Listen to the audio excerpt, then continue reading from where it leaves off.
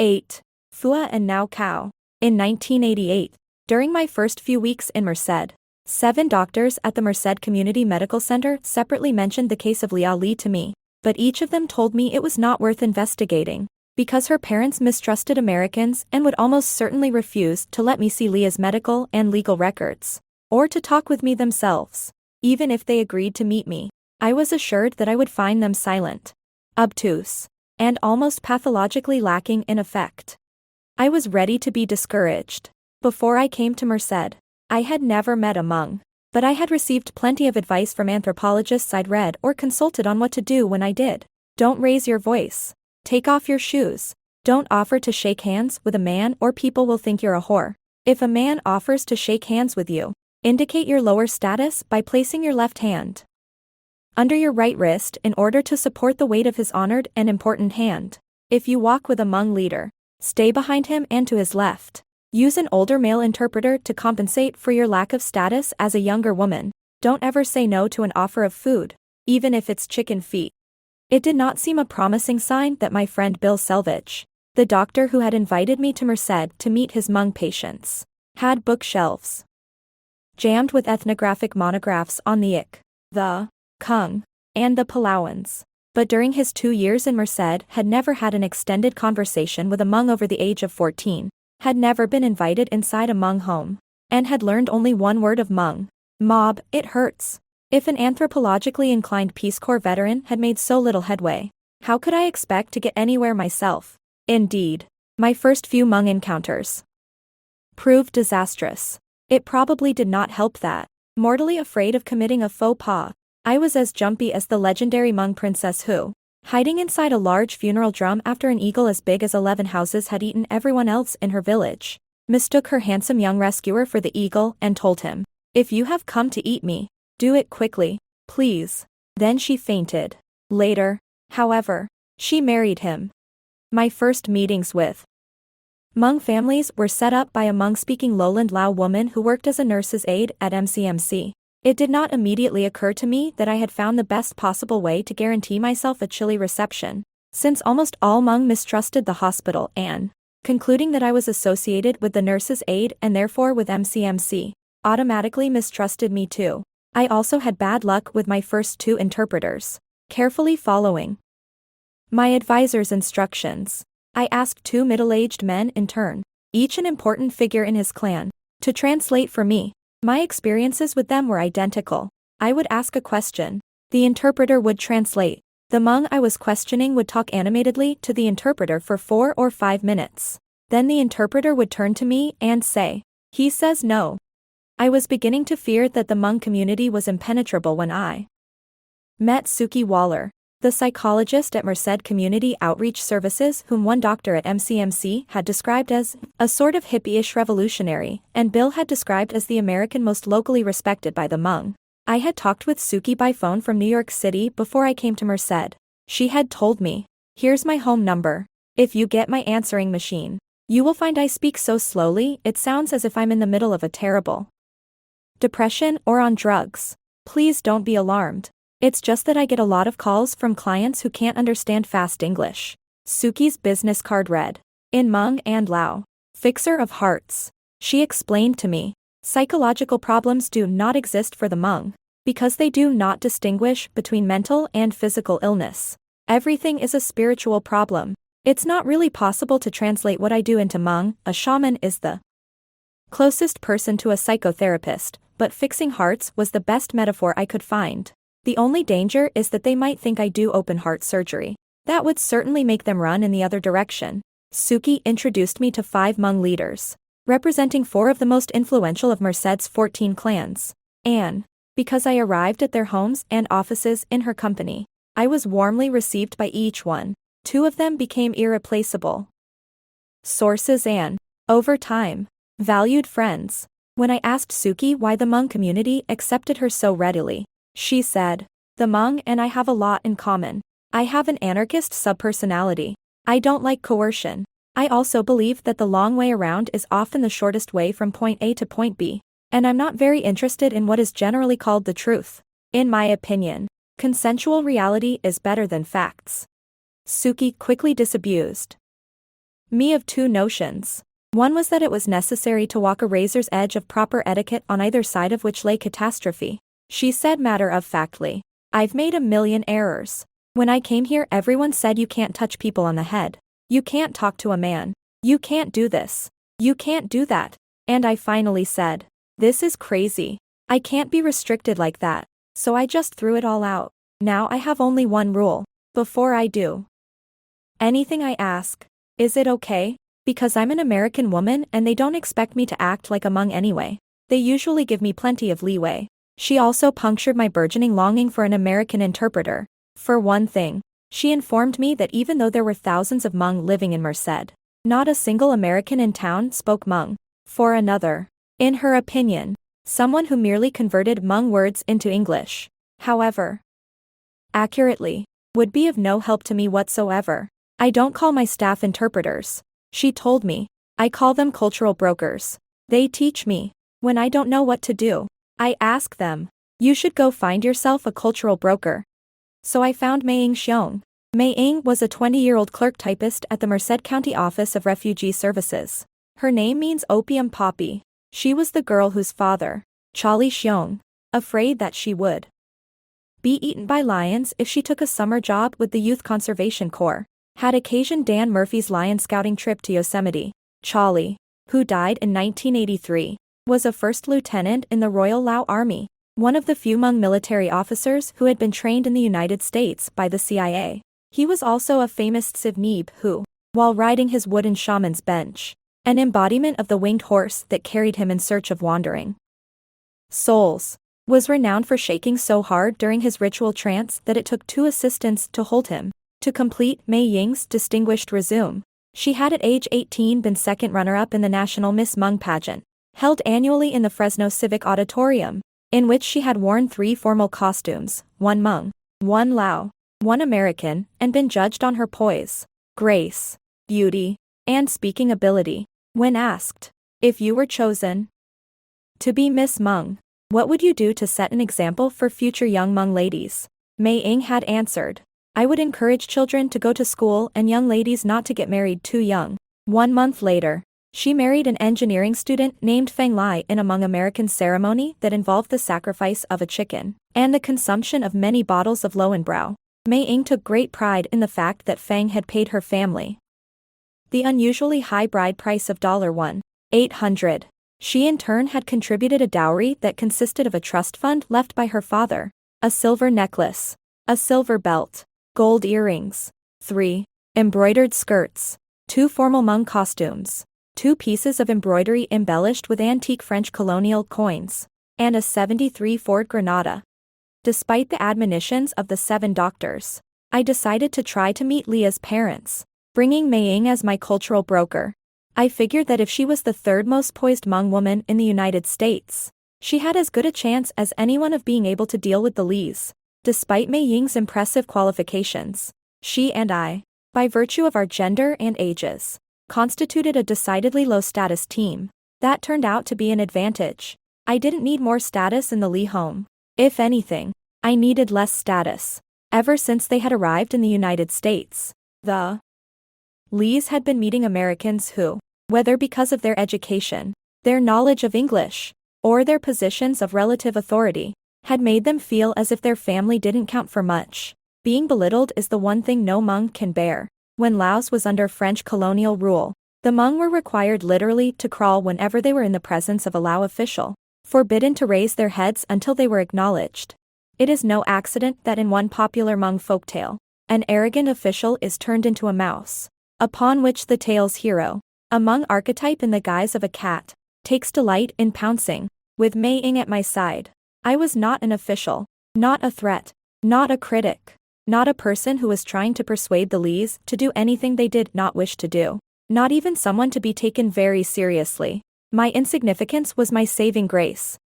Meeting a Hmong is like getting into a speakeasy. Everything depends on who sent you. My appointment with the Lees had been arranged by Blia Yao Mua, one of the Hmong leaders to whom Suki had introduced me, a man fortuitously unconnected to the hospital or any other American institution. What's more, Mei Ying's husband, Fang, belonged to the same clan as the Lees. Lee and Lai are differently spelled Americanizations of the Hmong surname Lees, which led Foua and Nao Kao to treat my cultural broker like a long-lost niece. Within 30 seconds, I could see I was dealing with a family that bore little resemblance to the one the doctors had described.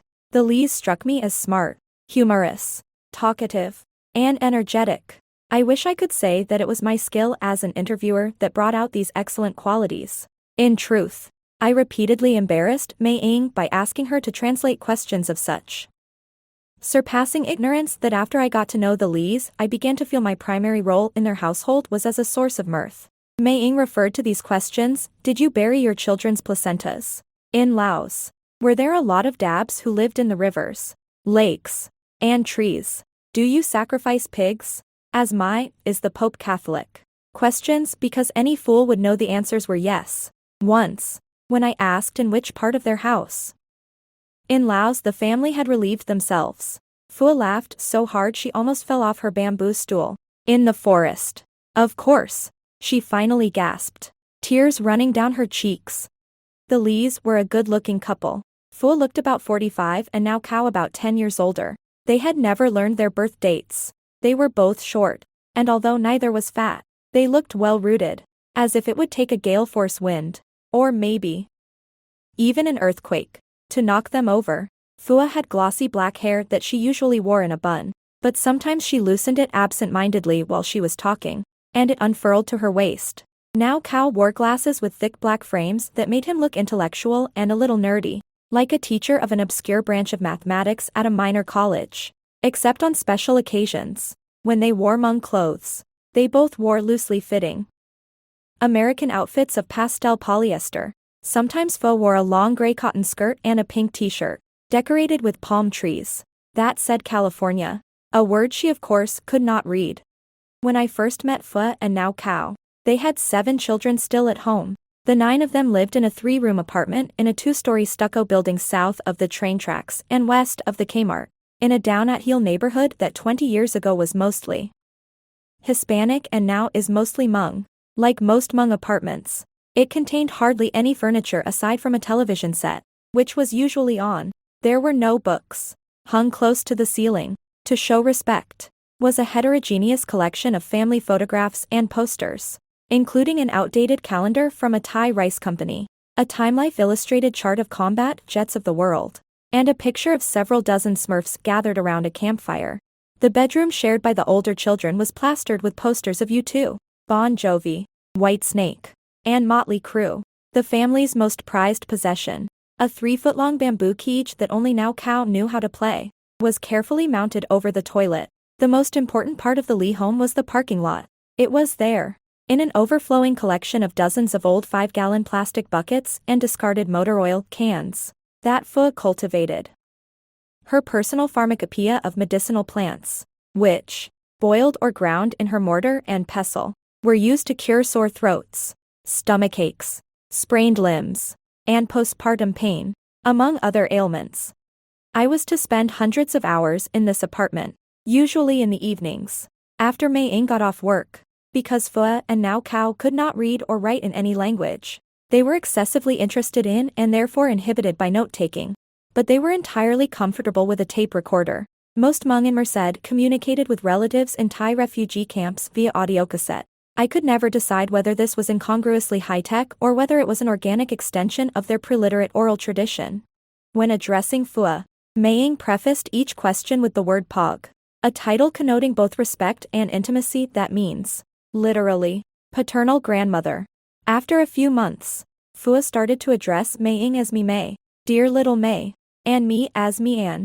At about the same time, at their request, I started calling Foua Thai's maternal grandmother and Nao Kao Yom Tsiv, maternal grandfather. The Lees unhesitatingly granted me access to all of Lia's records at MCMC, Valley Children's Hospital in Fresno, the Merced County Health Department, and Child Protective Services. After I read them, however, I quickly learned that it was not helpful to ask Mei Ying to relay such questions as, "Can you tell me about the time Dr. Selvage admitted Lia to MCMC with right upper lobe pneumonia on June 28, 1986, at 10:50 p.m. The doctor's diagnoses were untranslatable, and in any case they would have meant little to the Lees. Furthermore, Foua and Nao Kao lumped the dozens of healthcare providers they had encountered at MCMC under the generic heading of Lia's doctors. Even Neil Ernst and Peggy Philp, who had met Lia's family innumerable times, were relegated by their unshakably high status, and also perhaps, from a Hmong point of view, by their unpronounceability, to a category too distant to allow such intimacies as being called by name. The difficulty of establishing a parallel chronology between Lia's medical chart and her family's experience of her illness was compounded by the fact that the Lees did not tell time in the same way the hospital record keepers did. Years were identified not by number but by salient event. For instance, 1982 was the year the spirit first caught Lia and she fell down. 1985 was the year Lia became government property, when they had lived in Laos. The Lees, like other Hmong, had subdivided the year not by the months of the Gregorian calendar but by lunar cycles, designated by their primary agricultural activities. The first cycle, for example, which followed the Hmong New Year celebration in late November or early December, was the one during which rice and corn were hauled home and the opium harvest was begun. The fifth cycle was the one during which corn was planted. The 12th cycle was the one during which rice was harvested and opium was weeded, because the Lees were now unemployed welfare recipients rather than farmers, and each month's activities, or their lack, were nearly identical to every other month's. They no longer oriented themselves by the Hmong calendar and consequently often had trouble remembering when, even in what season, an event had occurred. But when they referred to times of the day, they continued to use the Hmong phrases, first cock crow, second cock crow, time that the sun inclines, time that shadows cover the valley, pig feeding time, full darkness. Even though no cocks or pigs had lived on East 12th Street within living memory of any resident of Merced, the Lees politely submitted to my questions about Lia, often answering at length, but they also had their own agenda, which, as Nao Kao once put it, was to tell you about Hmong culture so you can understand our way and explain it to the doctors. Their favorite time for these cultural lessons was about 10:30 p.m.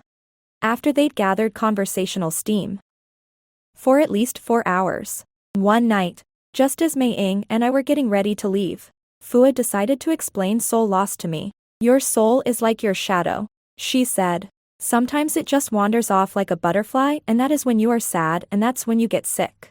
And if it comes back to you, that is when you are happy and you are well again. Nao Kao added, sometimes the soul goes away but the doctors don't believe it. I would like you to tell the doctors to believe in our Neeb.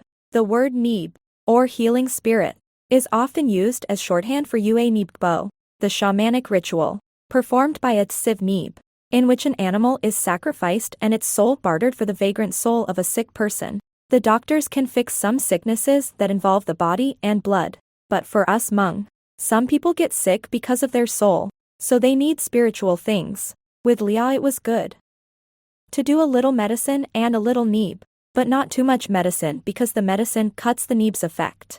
If we did a little of each she didn't get sick as much. But the doctors wouldn't let us give just a little medicine because they didn't understand about the soul. On another late-night occasion Nao Kao explained that the Hmong often got sick because of their encounters with malevolent dabs, but that the doctors didn't understand this either and therefore failed to treat these patients effectively. I will give you an example. He said, there is a man named Mr. Xiong, and he has a son who went to swim at Bear Creek. Bear Creek is a small, muddy river that flows through Applegate Park, north of downtown Merced. And while Mr.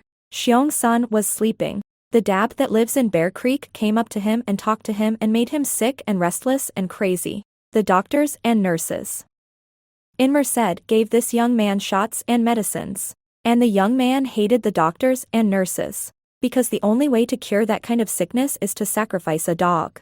And this country won't allow you to kill dogs. Foua told me that a dab had caught her just the previous week at the county reservoir. She knew this had happened because after she returned home, she felt afraid, and when she closed her eyes, she could sense that a dab was near.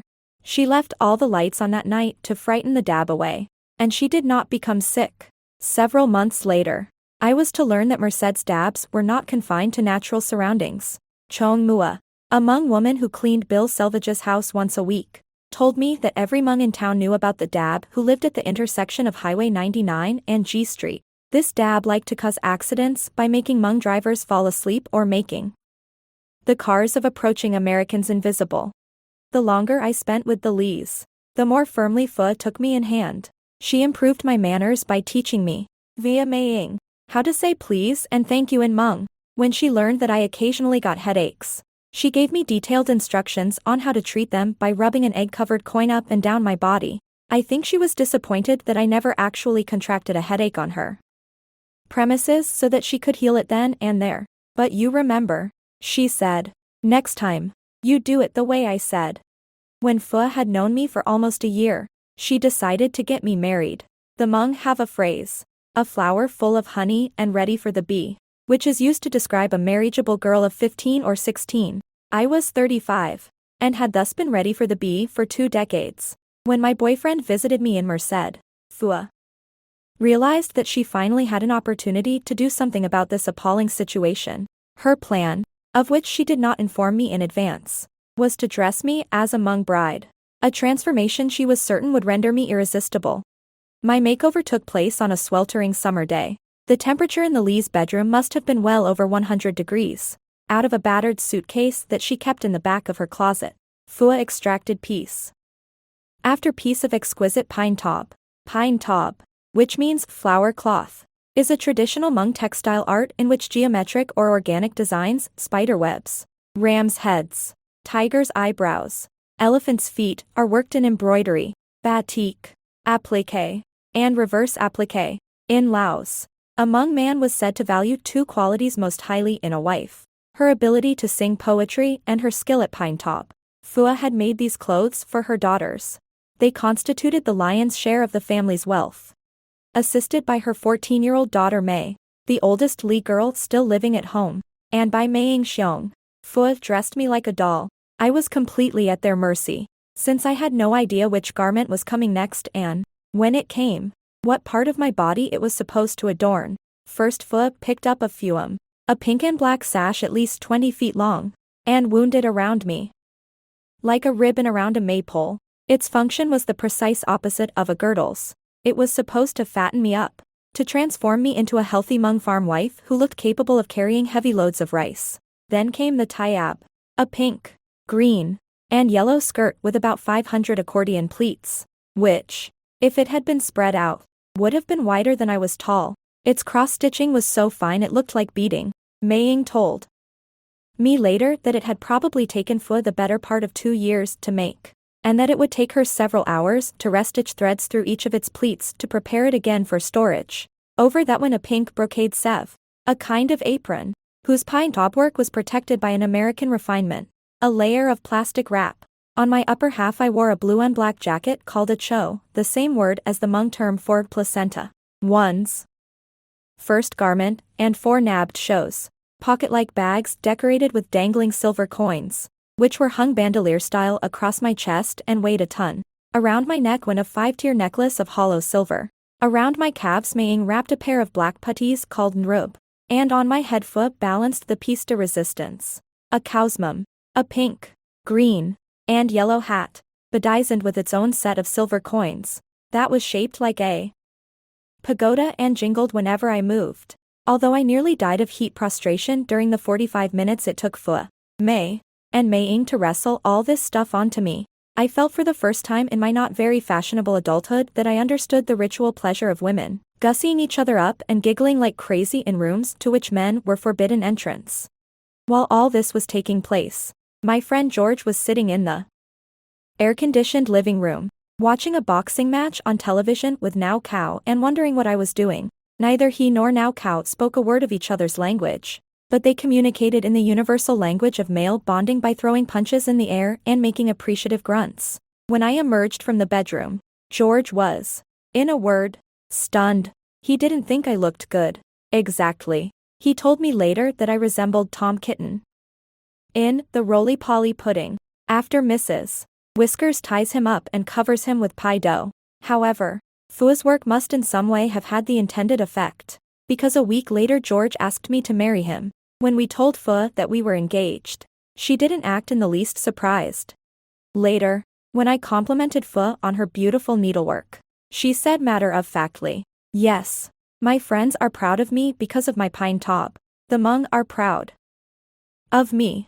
That is the only time I ever heard her say anything kind about herself. She was otherwise the most self-deprecating woman I had ever met. One night, when Nao Kao was out for the evening, she remarked, out of the blue, "I am very stupid." When I asked her why, she said, "Because I don't know anything here. I don't know your language.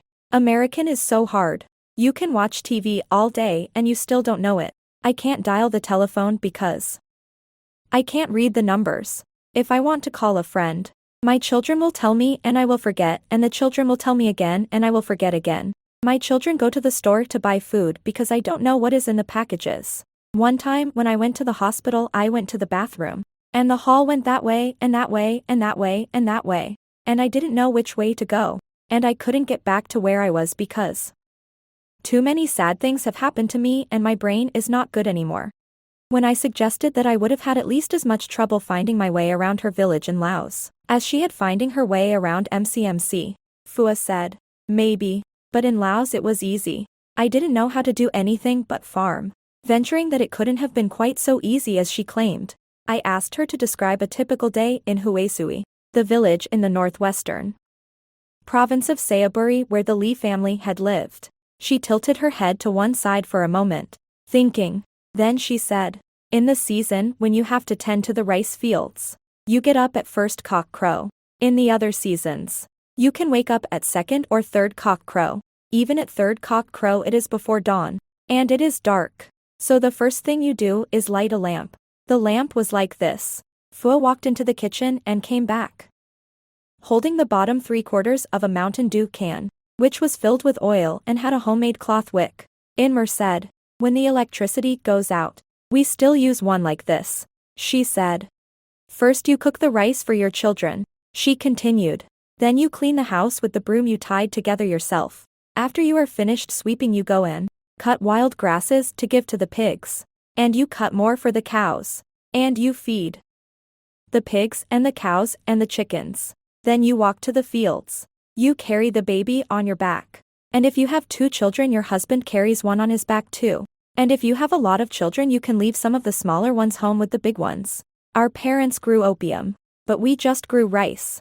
And also peppers, corn, and cucumbers. When it is planting time, first you make a hole in the ground like this."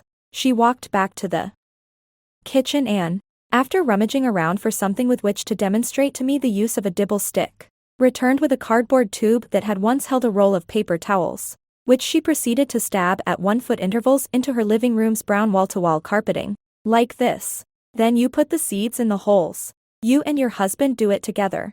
In other seasons you clear the fields and harvest the rice and thresh and winnow the rice and grind the corn." At this point in her narrative, her daughter May walked in, wearing shorts, a t-shirt that said "Time for the beach," and pink plastic earrings. May was 3.5 when her family left Laos. She sat on the carpet at her mother's feet and listened. "The farm place was far from where we lived," said Foua. "Farther than from here to Bear Creek. If you leave the farm when it is still light, it is dark by the time you get home. When you get home you go to the stream and carry the water for cooking and bathing in a barrel on your back."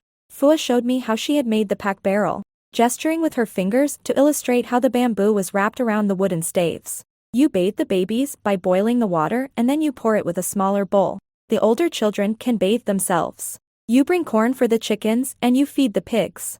And then you cook for your family." We usually just ate leftover rice from our first meal, with a little vegetables, because we ate meat only about once a month. "You cook on the hot coals of the fire and you use the fat from the last pig you killed to fry with. The smoke just goes through spaces in the roof. After dinner you sew by the light of that lamp. In the fields you wear clothes that are old and dirty and ripped up. But the children have to have good clothes for New Year's. So you sew for them at night." I asked Foua to describe their house. "It is made of wood from the forest," she said. "Some wood as big as telephone poles. The thatching is bamboo. I helped build it. Our relatives helped us too. And then we help our relatives when they need a house. Our house is all one room but it is very nice. The floor is earth. If you want to sleep, you take some bamboo, you cut it open and split it into small pieces that are springy and make it into a bed. We sleep next to the fireplace where it is warm because we don't have any blankets. My husband sleeps on one side holding a baby. I sleep on the other side holding another baby. And the older children keep each other warm.